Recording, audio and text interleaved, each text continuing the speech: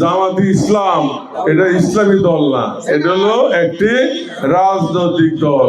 জামায়াত ইসলাম Islamic দল না, এটি একটি রাজনৈতিক দল বলে মন্তব্য করেছেন কুমিল্লার ৯ আসনের বিএনপি মনোনীত প্রার্থী ও বিএনপির কেন্দ্রীয় কমিটির শিল্প বিষয়ক সম্পাদক আবুল কালাম।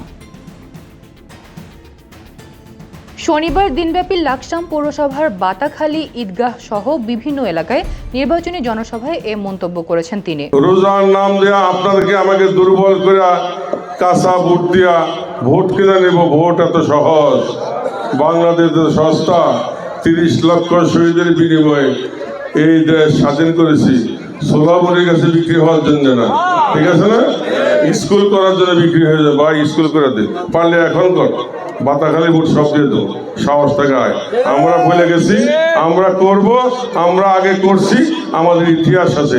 এই দেশ উন্নত হয়েছে বিএনপির হাতে। আমি আসছি ভোট চাইতে না, আমি আসছি আপনাদের কাছে দোয়া চাইতে, যাতে আল্লাহ পাক আমাকে সুস্থ রাখে।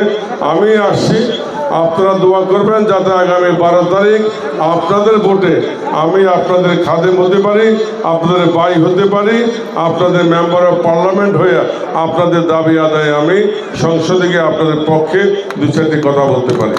আমি আসছি আপনাদের কাছে দোয়া চাইতে, আপনাদের দোয়ায় আপনাদের ভোটে আমাদের চেয়ারম্যান জনাব তারেক রহমানকে প্রধানমন্ত্রী করানোর জন্য। পারবেন না?